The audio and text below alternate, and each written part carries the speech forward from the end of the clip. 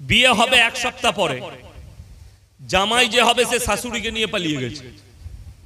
যা বুঝে করো, মোবাইলে দেখলাম, আমি খবরে দেখাচ্ছে, তাদেরকে পুলিশ অ্যারেস্ট করেছে, মেয়েটাকে থানায় আনা হয়েছে। मीडियावाला जिज्ञेस करছে आप किससे शादी किसके पास रहना चाहती है? बोलছে मैं तो अपने जो नया शौहर है मेरा दामाद है मैं उसी के पास रहना चाहती हूँ। बोले क्यों?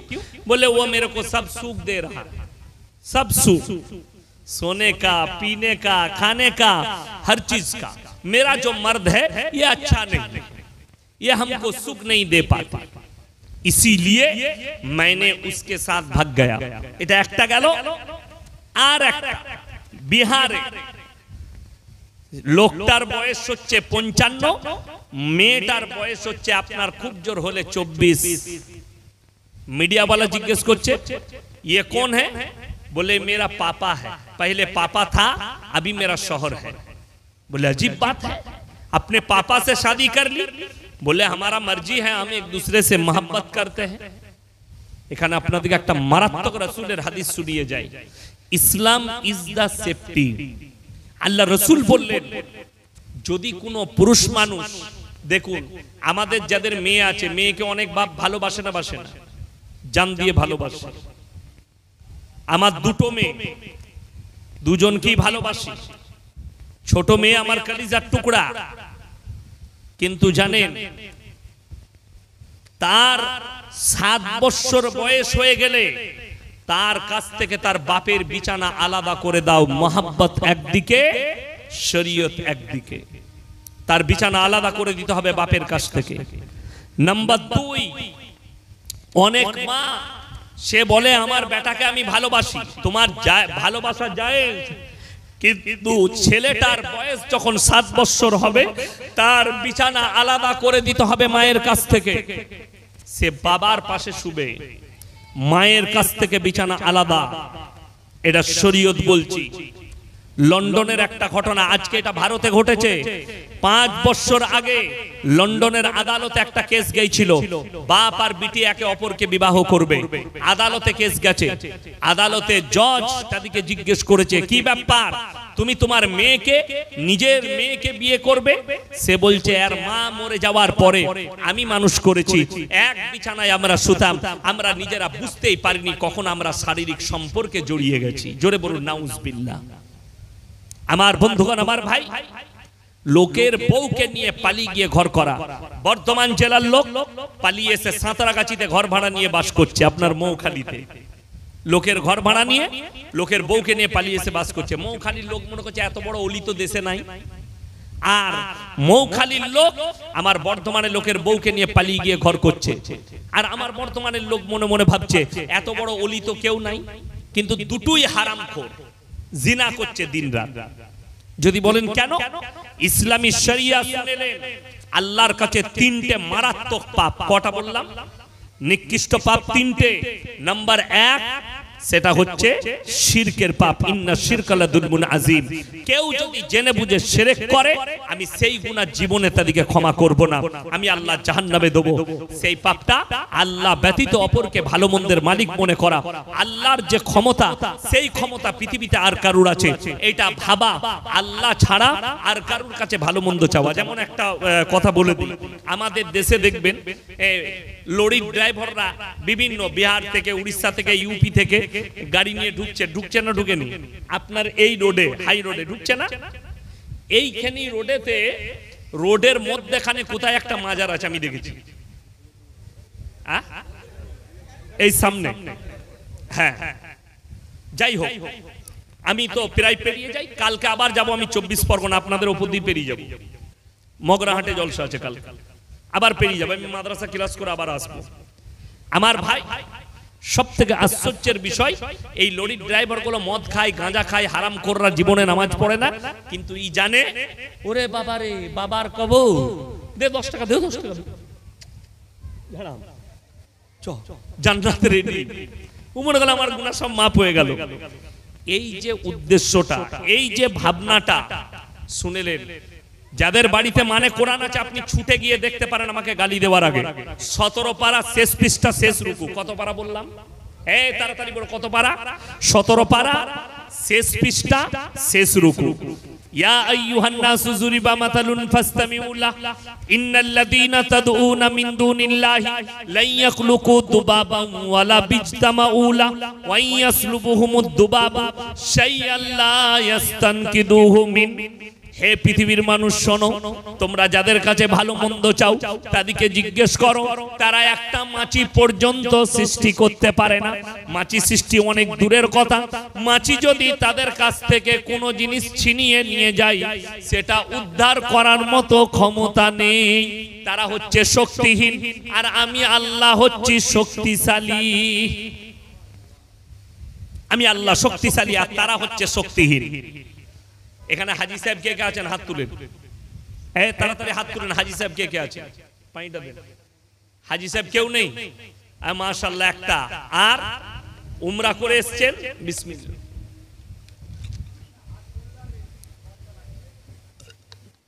আচ্ছা, একজনকে আমি সামনে পেয়েছি মাশাআল্লাহ। মক্কা থেকে মদিনা, মক্কা থেকে কোথা বললাম? মদিনা। 470 কিলোমিটার রাস্তা, ঠিক বলেছি তো হাজী সাহেব? 470। আচ্ছা, কটা মাজার দেখে এলেন? একটাও না। আমার বাড়ি থেকে আপনাদের এখানে 130 কিলোমিটার রাস্তা, 130,000-এর বেশি মাল আছে। আমি বললি খারাপ মৌলবি। সব থেকে দুঃখের বিষয় উনি দেখে এসছেন ওহুদের প্রান্তরে লোহার ব্যারিকেড দিয়ে ঘেরা আছে 70 জন সাহাবীর কবর, ঠিক বললাম না হাজী সাহেব? সেখানে একজন শুয়ে আছেন নবীজির চাচা যান হযরতে আমিরে হামজা রাদিয়াল্লাহু তাআলা আনহু, যার বুকটা চিড়ে যুদ্ধের ময়দানে হিন্দা বলে একজন কালিজা খট্টা বার করে চিবিয়ে খেয়েছিল। আল্লাহ হিন্দাকেও ঈমান দান করেছিলেন, জোরে বলুন সুবহানাল্লাহ। এরকম সাহাবী শুয়ে আছেন যিনি শহীদ হয়েছে।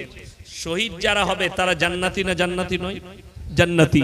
তো যিনি শহীদ হয়েছেন এরকম সাহাবী শুয়ে আছেন, তার মাজার হলো না। কিন্তু বড় কষ্ট লাগে, দুঃখ লাগে। আমাদের দেশে যে যেখানে পেরেছে বাজার চালাবার জন্য মাজার তৈরি করেছে। আমি পীরের বিরোধী লোক নই, শ্রদ্ধা করি, সম্মান করি। আমার ভাই, আমার আব্বাজি আমার কাছে বড় পীর, তাকে কতটা সম্মান করি, শ্রদ্ধা করি। আমার মাদ্রাসায় এলে বুঝতে পারবেন, আমাদের মাদ্রাসায় এলে আমি তাকে কতটা রেসপেক্ট করি, ওখানে গেলে বুঝতে পারবেন। আগে চলুন, আমি যেটা বুঝাচ্ছি, দ্বিতীয় নম্বর মারাত্মক পাপ ওয়ালা তাকতুলু। এটা বিবাহিত মহিলা, বিবাহিত পুরুষ, অবিবাহিত মহিলা, অবিবাহিত পুরুষ, তোমরা কান খুলে শুনে নাও, এটা সকলের জন্য নসিহত কোরআনে আল্লাহ দিয়েছে। ওয়ালা তাকতুলু আওলাদাকুম খাশিয়াতা ইমলাক নাহনু নারযুকুহুম ওয়া ইয়াকুম। হে আমার নবী বলে দাও, তোমরা দরিদ্রতার ভয়ে, তোমরা খাওয়াবার ভয়ে পেটের সন্তানকে কতল করো না। ইমাম বুখারী রাহমাতুল্লাহ আলাইহি বুখারী শরীফের মধ্যে এনেছেন যে যারা নিজেদের পেটের বাচ্চাকে কতল করে, হত্যা করে, আর তারা যদি মনে করে আমরা এরপরে নামাজ পড়ে জান্নাতে যাব, তারা আল্লাহর কাছে ক্ষমা চাইবে। এখন আল্লাহ ক্ষমা করবেন নাকি এটা আল্লাহর উপর ইখতিয়ার। ক্ষমার কোনো রাস্তা হাদিসে নেই, ক্ষমার কোনো রাস্তা কোরআনে নেই। যেহেতু সে নিরীহ প্রাণীকে হত্যা করেছে, পেটের বাচ্চাকে, একটা মানুষকে, যে আসে নিজের রুজি মেপে আসে। নাম্বার 3, এটা ভালো করে শুনবেন, বিবাহিত পুরুষ, অবিবাহিত পুরুষ, বিবাহিত মহিলা, অবিবাহিত মহিলা। ওয়ালা তাকরাবুজ জিনা ইন্নাহু কানা ফাহিশা ওয়া সাআ সাবিলা। ব্যভিচার করা তো দূরের কথা, যে রাস্তায় ব্যভিচার হয় সেই রাস্তার ধারে পাশে তোমরা যাতায়াত করো না। এইটার সম্পর্কে ইমাম বুখারী রাহমাতুল্লাহ আলাইহি বুখারী শরীফের মধ্যে এনেছেন হাদিসটা, যে আল্লাহ রাসূল সাল্লাল্লাহু আলাইহি সাল্লাম এর শাস্তি ঘোষণা করেছেন যে কোন যদি বিবাহিত মহিলা, কোন যদি বিবাহিত পুরুষ, তারা যদি পরকিয়া করে, আর যদি দেশের আইন শরিয়া যদি ইসলাম হয়, যদিও আমরা যে দেশটায় বাস করছি এটা ভারতবর্ষ, ভারতের কোর্ট আছে, বিচার ব্যবস্থা আছে, সব আছে, কিন্তু যদি ইসলামী শরিয়া হয়, ইসলামী আইন থাকে, তাহলে তাকে হত্যা নয়, জনসমক্ষে নিয়ে এসে তাকে পাথর মেরে মেরে কষ্ট দিয়ে তাদের দুজনকে হত্যা করতে হবে। বিবাহিত পুরুষ আর বিবাহিত মহিলা এরা যদি পরকিয়া করে, আমার বন্ধুগণ, যদি কোনো ব্যক্তি জোর জবরদস্তি কেউ কি যদি ধর্ষণ করে আর যদি প্রমাণ হয়ে যায় ধর্ষণটা, তাকে হত্যা নয়, তাকে খেপা কুকুর লাগিয়ে, তা না হলে পাথর মেরে মেরে এবং জনসমক্ষে হত্যা করতে হবে। তাকে পাথর মেরে মেরে এবং তাকে খেপা কুকুর লাগিয়ে ছিঁড়ে খাইয়ে দিতে হবে। নাম্বার 3, যদি অবিবাহিত পুরুষ হয়, অবিবাহিত মহিলা হয় আর এরা যদি পরকীয়ায় লিপ্ত হয়, এদিকে গাছে বেঁধে জনসমক্ষে এদিকে 100টা করে চাবুকের বাড়ি মারতে হবে। এই 3টে পাপ বড় নিকৃষ্ট পাপ। বর্তমানে অনেক পুরুষ মনে করেছে আমি লোকের বউকে নিয়ে পালিয়ে এসেছি, এটা কোনো ব্যাপার নয়, এটা স্যাম্পেলি একটা ব্যাপার।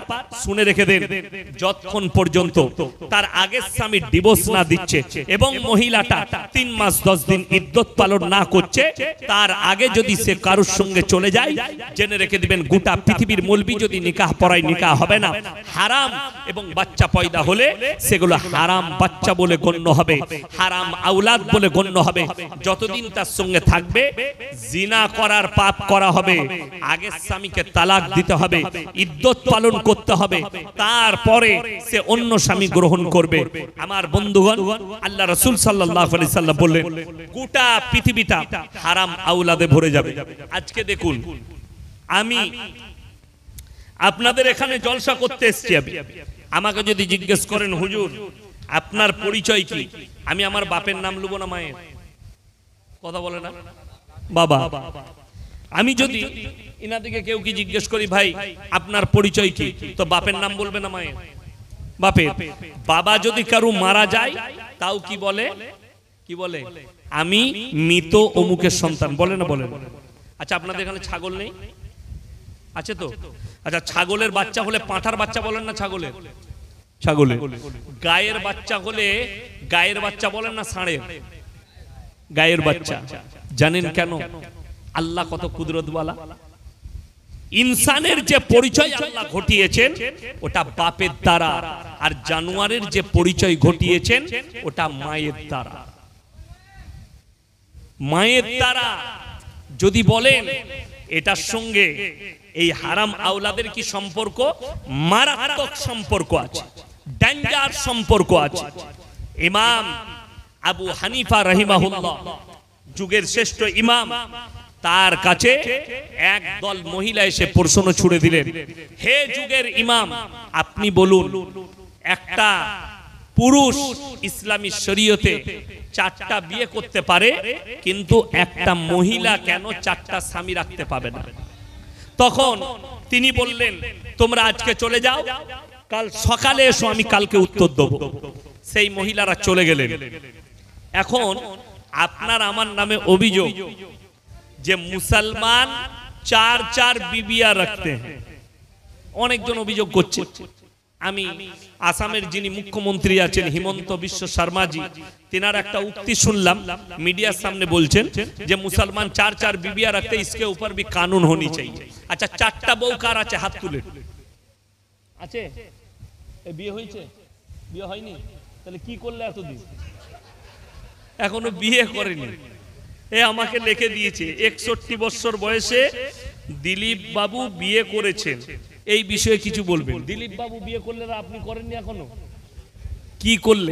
সকালবেলায় মাঝে মাঝে হাঁটবেন, প্রেম হয়ে যাবে, বিয়ে হয়ে যাবে। কথাটা বুঝতে পারেননি? আমার ভাই দেখুন, 4টা বউ কারুর নাই। আছে কারুর? হাত তুলেন তো। 4টা বউ কার আছে? একটাতেই ঝামেলা শেষ নাই। দিল্লি কা লাড্ডু जो खाएगा वो भी पछताएगा, जो ना खाएगा वो भी पछताएगा। যাদের হইছে তারা বুঝতে পারছে কি ঝামেলা, আর যাদের হয়নি তারা খালি ভাবছে আমারটা কবে হবে। আচ্ছা, কোন পুরুষ সে যদি দ্বিতীয় বিবাহ করতে চায়, কি দ্বিতীয় বিবাহ করতে চায়, তার আগের বউয়ের কাছে ইজাজত নিতে হবে না? হবে না? হবে। আচ্ছা, এরকম ভালো বউ কারুর আছে? আপনি এই জলসা শুনে গিয়ে বলবেন যে হুজুর তো এসেছিল এইসব বলে গেল, তো কালকে আমি আর একটা বিয়ে করব, তো তোমাকে চুমু খাবে না ঝাঁটা করে মারবে? কারু বউ ইজাজত দিবে? ওই জন্য আলেম আর সাধারণের পার্থক্য। ইসলামী শরীয়ত হচ্ছে বিবির কাছে অনুমতি লিবার কোনো প্রয়োজন নাই দ্বিতীয় বিয়ে করার জন্য। বিবির কাছে অনুমতি লাগবে না, আপনি করতে পারেন। অনেকজন মনে মনে ভাবছে এতদিনে একটা ভালো হুজুর পেয়েছি, কাল কি করব, তুইও মার খাবি আমিও খাবো। এটার মানে ওইটা নয়। 4টা বিয়ে করা অনুমতি আছে, কিন্তু শর্ত সাপেক্ষ, আপনাকে প্রয়োজন মোতাবেক। যেমন একটা বলে দিই, আপনি যদি দ্বিতীয় বিবাহ করতে চান, আপনার প্রয়োজন পড়ে, সর্বপ্রথম আপনার দিলকে জিজ্ঞেস করুন, যদি দুটো বিবিকে সমান চোখে দেখতে পারো তবেই তুমি বিয়ে করতে পাবে। যদি তোমার মনে সন্দেহ থাকে দুটো বিবিকে সমান চোখে দেখতে পারবো না, তোমার জন্য একটাই বিবি যথেষ্ট। কটা বললাম? একটাই যথেষ্ট। এরপর সময় পরিস্থিতি কি, ডাক্তারে বলেছে তোমার আর বাচ্চা হবে, আপনি বংশ বিস্তারের জন্য দ্বিতীয় বিবি গ্রহণ করতে পারেন। বর্ধমানে আমার একজন বন্ধু আছেন, খুব ভালো অন্তরের বন্ধু, একদম নাসির ভাই। আমি সময় পেলে, যখন জলসা থাকে না, আমি মাঝে মাঝে চা খেতে যাই। বড় নার্সভূম আছে বর্ধমান টাউনে, আশা নার্সভূম, আমার খুব কাছের মানুষ। আজকেই জোহরের পরে ফোন করেছিলেন আমাকে যে ভাই একটা মাসলা জানতে। কি? একজন ভদ্র মহিলা এসেছেন মুসলিমদের, তো ডাক্তারে বলে দিয়েছে তার স্বামীর বাচ্চা হবে না, প্রবলেমটা স্বামীর। এখন সে কি টেস্ট টিউব বাচ্চা নিতে পারে, মেশিনের বাচ্চা? আমি বললাম জায়েজ আছে, তবে বীর্যটা স্বামীরই হতে হবে, স্ত্রীর এবং স্বামীর দুজনের বীর্য হতে হবে। দুজনের মধ্যে একজনের বীর্য যদি আলাদা হয়, ইসলামী শরীয়তে বাচ্চাটা হারাম বাচ্চা, অবৈধ বাচ্চা। এইটা হচ্ছে মাসলা, এটা হচ্ছে ফতোয়া। মেশিনের বাচ্চা আধুনিক যুগ, টেকনোলজির যুগ, আপনি নিতে পারেন যদি আপনার এই দিকে বাচ্চা না হয়। কিন্তু মাথায় রাখতে হবে ইসলামী শরিয়া হচ্ছে যে বীর্যটা স্বামী স্ত্রী উভয়ের হতে হবে, দুজনের মধ্যে একজনেরটা যদি আলাদা হয় জায়েজ হবে না। এরপর আপনি কি করবেন? সে বললে কি করব? আমি বললাম তোমার বোনের বাচ্চা নিয়ে মানুষ করো, কোনো এতিম বাচ্চা নিয়ে মানুষ করো। কেউ বাচ্চা ফেলে দিয়ে চলে যায় অনেক সময় হসপিটালে, নিয়ে নাও। আমাদের বর্ধমানে ঘটনা ঘটেছে, আমাদের কাছের মানুষ একজন বাচ্চা হতে এসছে বিহার থেকে বাচ্চা হতে বর্ধমান টাউনে এসছে ডেলিভারি। তো তার শ্বশুর ঘরের লোক বলেছে তার দুটো মেয়ে আছে, তৃতীয় নম্বর মেয়ে হলে সেই মেয়েকে তারা নিবে না। কতটা নিষ্ঠুর বুঝলেন সময়। তো আল্লাহর কি কুদরত, তার তৃতীয় নম্বরটাও মেয়ে হয়েছে। তো একজনের বাচ্চা হয়নি, সে দেখলে এই হারাম পদ্ধতিতে যাব না, তারা বাচ্চাটা নিয়ে নিয়েছে। বাচ্চাটা মানুষ করছে, এখন বাচ্চাটা অনেক বড় হয়ে গেছে, অনেক সুন্দর কথা। আমি একদিন কথা বললাম, আমাকে বলছে ভালো আছেন, আপনি খাবেন, চকলেট খাচ্ছে। আমি বললাম আমাকে দাও, বলে আপনি নিবেন। এত সুন্দর কথা বলছে। তো এই বাচ্চা ছেলেটাকে মানুষ করছে, এইটা জায়েজ আছে, আপনি মানুষ করতে পারেন। কারো বাচ্চা নিয়ে, ভাইয়ের বাচ্চা, বোনের বাচ্চা, ফুপুর বাচ্চা কিংবা কোনো এতিম বাচ্চা আপনি নিয়ে মানুষ করতে পারেন। এরপর অনেকজনের প্রশ্ন থাকবে যে আমি যে কোনো ধর্মের একটা শিশু বাচ্চা নিতে পারি। অবশ্যই আপনি নিতে পারেন, কোনো অসুবিধা নেই। আপনি যে কোনো ধর্মের মানুষের বাচ্চা আপনি নিয়ে মানুষ করতে পারেন। এরপর সে আপনার নাসলে চললে ভালো, আপনি তাকে তারবিয়ত দিবেন ইসলামের, সে ইসলাম পাবে। আর যদি আপনি তাকে না দিতে পারেন, সে তার বিচার আল্লাহ করবেন।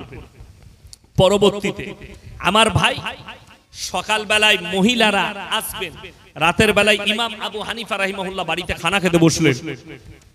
এমন সময় তার মেয়ে তাকে জিজ্ঞেস করলেন, আব্বা আপনি যে এত পেরেশানির মধ্যে আছেন, আপনাকে দেখে মনে হচ্ছে আপনি কোনো টেনশনে আছেন। বলে হ্যাঁ মা, আমাকে মহিলারা প্রশ্ন করেছে, আমি উত্তর দিতে পারিনি। কি? একটা পুরুষ 4টা ইসলামী শরীয়তে বিয়ে করবে, একটা মহিলা কেন পাবে না? বলে এক কাজ করুন, কালকে সকালে মহিলাগুলোকে আমার কাছে পাঠান। বললে পারবে? বলে হ্যাঁ আমি উত্তর দেবো, বিসমিল্লাহ। বললে তাহলে ঠিক আছে। সকালবেলায় মহিলারা হাজির। বললে তোমরা আমার মেয়ের কাছে চলে যাও, তোমাদের উত্তর রাখা আছে। মহিলারা চলে এলো। তিনি বললেন শোনো, তোমরা সবাই বসে যাও। সবারই হাতে একটা করে বাটি ধরিয়েছে, কাটোরা। আর বললে পর্দার আড়ালে যাও, নিজের নিজের স্তন থেকে অল্প করে দুধ বের করে নিয়ে এসো। প্রত্যেকটা মহিলা দুধ বার করে এনেছে। সেই যুগটা কিন্তু টেকনোলজির যুগ ছিল না, সায়েন্সের যুগ ছিল না। দুধগুলোকে একটা ডিব্বার মধ্যে ঢেলে দিলেন, সব দুধ মিক্স হয়ে গেল। এরপরে ইমাম আবু হানিফা রাহিমাহুল্লাহর মেয়ে বললে, শোনো, এই দুধগুলো তোমরা নিজের নিজের দুধ বেচে বার করে নাও। তারা বললে, তুমি একটা পাগল মহিলা, তুমি পাগল হয়ে গেছো, দুধগুলো মিক্স হয়েছে, এটা আর বার করা যাবে না। তখন তিনি উত্তর দিলেন, আমি পাগল নয়, পাগল তো তোমরা হয়ে গেছো। শুনে রেখে দাও, পাগল আমি নয়। একটা ছাগল যদি মাঠে চড়তে যায়, 5টা পাঁঠা মিলামিশা করতে পারে, কার বীর্য থেকে বাচ্চা হয়েছে এটা আল্লাহ ছাড়া কেউ জানে না। একটা গাই মাঠে যাবে, 5টা ষাঁড় মিলামিশা করবে, কার বীর্য থেকে বাচ্চা হয়েছে এটা আল্লাহ ছাড়া কেউ জানে না। তোমরা যদি 4টা স্বামী রাখতে চাও, দ্বন্দ্ব দাঁড়িয়ে যাবে, কার বীর্য থেকে বাচ্চা হয়েছে। আর তোমাদের মধ্যে আর জানোয়ারের মধ্যে কোনো ফারাক থাকবে না। আল্লাহ জানোয়ারের পরিচয় মায়ের দ্বারা ঘটিয়েছেন, আর ইনসানের পরিচয় বাপের দ্বারা। আমার ভাই, আমার বন্ধুগণ, যাদের কাছে বড় মোবাইল আছে, স্ক্রিন টাচ, গুগল খুলেন, সার্চ করুন, London, Africa, America, Japan, German, উত্তর কোরিয়া, দক্ষিণ কোরিয়া, চাইনা, ব্রাজিল, অস্ট্রেলিয়া, স্পেন, যতগুলো বেঈমান কাফের দেশ আছে, তারা তাদের পার্লামেন্টে পাস করিয়েছে। এরপর থেকে যতগুলো বাচ্চা পয়দা হবে, তারা ইচ্ছা করলে মায়ের পরিচয়েও বাঁচতে পারবে, মায়ের পরিচয়েও তারা থাকতে পারবে, বাপের প্রয়োজন হবে না। 3 মাস আগেকার ঘটনা, এক